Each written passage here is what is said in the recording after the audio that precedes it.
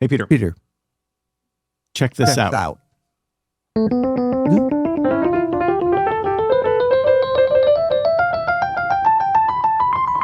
Are you going to get there? Are you going to get there? Can you do both? Can you do both? Can you copy what I'm what playing and say what I'm saying at the same time? At the same time. Can now we add movement to the situation? I'm waving my arm. Can you do that? Can you do that? Hey, what if this episode was about training our ear elephants?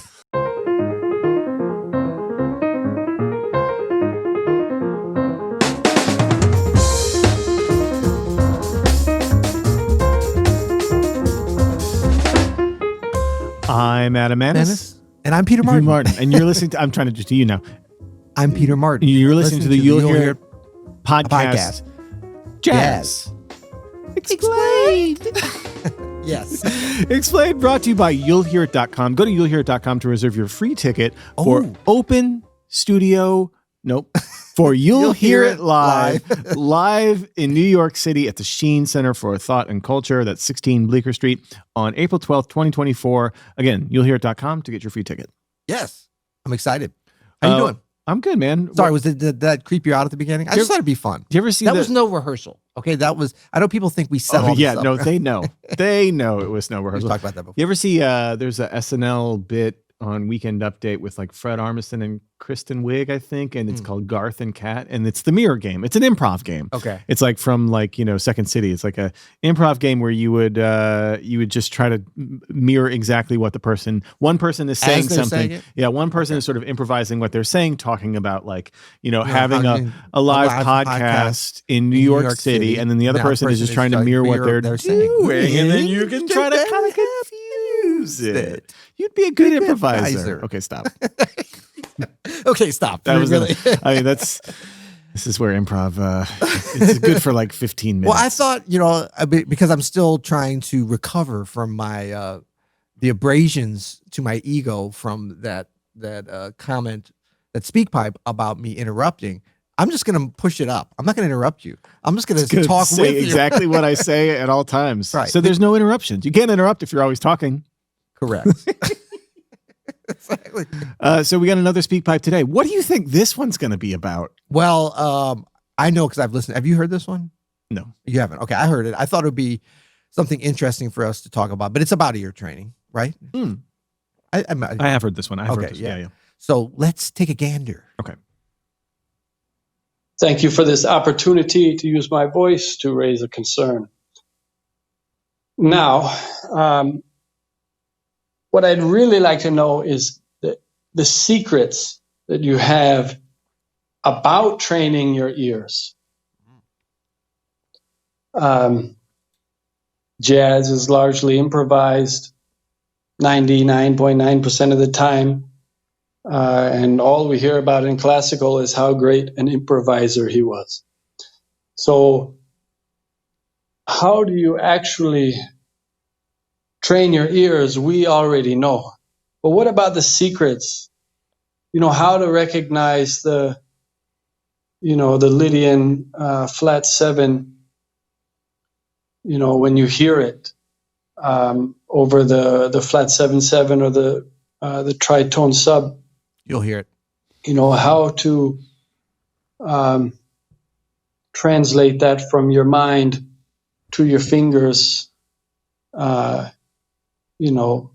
with the heart. But that's the question, I'm tired of hearing about how to do things. I want to know about the secrets after you've accomplished it. So I asked accomplished persons. Thank you so much. Nitai from Thailand signing in. Oh, looks like they run out of time there. Yeah. Well, we'll try our best. I think it's from Nicholas. Okay. Is what his name is showing up as. Thank you for the question. And yes, we're going to try our best. There's a lot to unpack there. Yeah. Let's get to unpacking. Yeah. Mr. Samsonite. Yeah. Well, so first of all, secrets is kind of a loaded term. I don't know if there's any real secret to what you're talking about. It sounds like there's a record called Secrets. There's a great record called Secrets. I mean, listen to Secrets again and again. But I think there are some things that maybe if you're just sort of like learning how to do really anything, it doesn't even have to be ear training, but there are some things that make a difference as far as like how how good you can become at it in, however amount of time you're trying to work at it. Mm-hmm. And so I don't know if this is a secret at all, but the first thing that comes up is like, if you're talking about how to recognize a Lydian dominant, which is, I think, what the scale he was describing, right? Yep. Which is like a C7 sharp 11, you would use that Lydian dominant, right? The only way to recognize it, I mean, the secret is to do it again and again. Like there's no other way to do it. Yeah. You can't think about it and then it comes out of your heart, as you were saying. It has to be so ingrained in you that every time you hear the Lydian dominant, you're like, oh, there's a Lydian dominant. And the only way to do that is to actively search these things out, right? Yeah. Is to actively practice them. And then when you're listening to music, is identifying what is happening in the music. Yeah. And the only way to active listening. The only problem with this is you're going to be wrong a lot. Yeah. But that is not a bad thing. That's how you get better at things, is by being wrong. You have to the only way out is through. Yeah. So you can't just overthink it. There's no magic pill you can take where all of a sudden you can hear everything. You have to hear things wrong, realize when you're wrong. Yeah. And then try to fix it, try to understand what's happening. And so a couple of things, depending on what you're trying to hear, spend time with what you're trying to hear, right? If you're trying to hear the Lydian dominant sound on like a tritone sub, who does that? Who's using that? Where are they using it? Contextualize it. Monk uses it a lot. You know what I mean? Like listen to a lot of Monk and then recognize when that sharp 11 sound is happening, That's just one example. Like people ask me, I've been making a lot of stuff about modal interchange and they're like, well, where are you hearing this? And it's like, it's everywhere. You could get aggressive with it. No, well, where are you hearing it? Where are you hearing it? But of course, like you listen to Stevie Wonder or you listen to Michael Jackson's music, you're going to hear it. You listen to like Jamiroquai, you're going to hear it a lot. Yeah. Right? You're going to listen to French composers, you're going to hear it. So like listen to them, see when you can recognize that sound and when you can't. And it's just like the only other thing I'd say is that's maybe a secret is like for me, I've been working on my ear since I was 5 years old. I spent a lot of my childhood just being obsessed with being able to hear things off of the radio and figure them out on the piano. Yeah. And it was a lot of me getting it wrong. Like organic ear training. But I would do it every day, and not because like someone told me to do it every day, just because I was super curious about it. Yep. So if you can get curious about it, then you got it. Yeah. And I think that there's a difference between secrets and album and thrust. Yeah, exactly. No, I was saying secrets and something that's maybe a little bit hidden, right? Because nothing I think that we're going to say is going to be revolutionary in terms of like, we're always looking for that other thing that is not obvious, right? Right. But sometimes people are not doing the fundamental things, like being curious about, okay, so we're talking about ear training. I would put it to something that might be a little bit easier to understand. Think about playing an instrument, not the piano, but something that pitch is a big deal. The violin, perhaps. I spent a lot of time as a young lad playing and learning violin, practicing. And pitch is so integral to being able to get better at it. So it's like, how do you learn to play in tune? I would say that same thing in terms of looking or being curious about some secret or a hack to get there would be there. The same as like, how do you become a better improviser? How do you able to hear a Lydian dominant? How are you able to do these different things? And you brought this up in terms of making some mistakes and stuff. Like to be able to learn to play in tune, you have to learn what out of tune sounds like. A lot. And what it feels like. A lot. And it has to start to hurt you. Yeah. And like really like you have to be shamed for it, at least personally shamed, if not publicly shamed, if you want to make some progress with it. All of the people that we know that are professional string players, including your father, are obsessed with pitch. Yeah. When they're playing, in the orchestra, that's what they primarily are. Because there's a constant comparison with, because you're not just trying to hit to a to a like pitch, like A440, exactly this for any particular note. You're trying to fit in with what's happening around you. So the music sounds in pitch. Yeah. And that is an important part of ear training. Become obsessed with ear training. If you want to get good at ear training, if you want to get good at rhythm, like if you're like a lot of people ask me, well, how do you do the rhythm in jazz or whatever? Become obsessed with rhythm. Yeah. Bang on your desk. Like, just the easiest way to learn anything is not to go Google it, but it's to like hear something that moves you and say, what is going on there? Yeah. And then go try to figure it out. Get curious to deconstruct it and then to reconstruct it yourself. Like that's the thing with ear training. Like if you hear, and that's why I said this is organic ear training. I did the same thing, learning stuff off the radio, learning Thelonious Monk, learning anything. And we can like, don't get caught up in the debate about like, well, what sort of stuff? Should it be Bach instead of Methodist hymnal? Pick any of them. Yeah. Because if whichever one is exciting you on that day, that's the secret. I mean, if you want to go basic, go to your dial. I'm going to say right in the middle of the dial is usually where the contemporary country stations. Right. And no, I'm not trying to, no, I'm not starting anything with our bros down in Nashville. Love you guys. Contemporary Christian or gospel? It's a fine line. Contemporary country. Oh, contemporary country. Yeah. Right. Contemporary country music. As opposed to country and Western. Well, or country and Western. But what we're talking about is very simple songs here, Yeah. right? You should be able to, within a couple of weeks of if you know music at all, right? Like you understand how scales work and how keys work. Yeah. You should be able to train your ear to be able to figure out what the tonic is on these songs and then what the chord changes is off that. You don't have to have perfect pitch. You can just say the tonic is 1 and then figure out, in Roman numerals, what is the 4 chord? What's the 6 chord? What's the 3 chord? Is there a flat 3? Is there a flat 7? Like what's going on harmonically? They're easy songs to hear, but like I would say pop music, but pop music now is almost like, sound design, so it's really hard. It's like so simple that it's like usually no chord changes necessary. But any of this stuff, I think there's a spectrum in terms of like, because some people are like, oh, I can already do that. Well, it's like, well, no, find a more complicated then go do the Beatles country song, or if it took you 2 weeks before, do it again. See if you can do it in 2 minutes. Or start to get more complicated. Then do Stevie Wonder songs. Yeah. Right. It's a little bit less it's still pretty complicated. Do the Beatles. Do Frank Sinatra, Nelson Riddle arrangements. See if you can figure out the changes to those, right? Yeah. It's going to be pretty much down the middle, but it's going to have a little bit more rich textures. Yeah. And you can go all the way up to then like, see if you can figure out what's going on in like Messiaen. Yeah. You know what I mean? Don't be messing with Messiaen. Or like Interstellar Space. Figure that out. Yeah. And I would say, along the lines of other secrets, again, they're not really secrets. They've been talked about, but they're a little bit hidden in plain sight in that people don't give them enough weight and gravitas in terms of like what they can do to really push your ears in a very interesting and can be quick way. Because that's what I'm saying. Like sometimes secret is, you looking for a secret, or you're looking for a hack, or you're looking for a back door into, and all those are fine. It's not like, no, you got to put in the sets and reps. Yes, you are going to have to put in the sets and reps. That's why we talk about listening to stuff when we're 5 years old. We're not talking about stuff we heard 2 days ago and we've mastered now.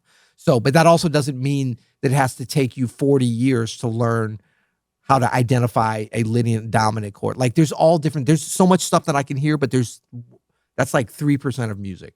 There's 97% still out there. So when we talk about it's a lifetime journey, it's not a lifetime journey to get 100% ear training, not even for some, savant of perfect pitch and studying and everything. Even them, they're just a small percentage. And that's great. That's fun. But I would say in terms of like, the hidden secret or whatever, sing what it is you're trying to learn. That's right. Like we don't do that enough. Like you want to do a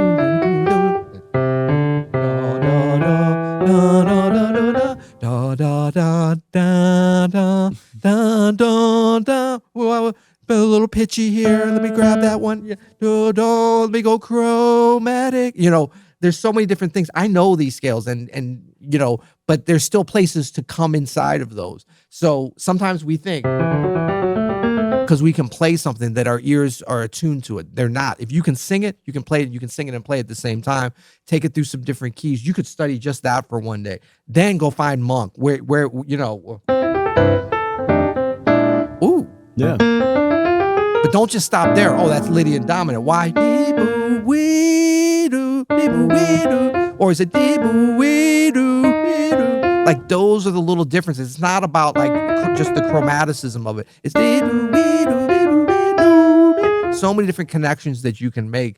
You have to challenge yourself. You have to sing it badly. You have to sing it wrong. You have to match it with what you're playing. You have to come back the next day and get a little bit closer. That's the secret.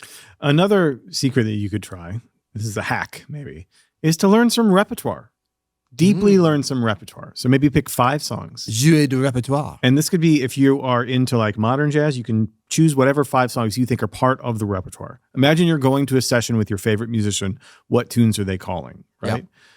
Learn 5 of those songs, but learn them deeply. Take them through all 12 keys. And I know this is like a trope, but the reason why you do that is when you as part of your repertoire, you're learning some monk tunes or whatever, you start taking it through all 12 keys,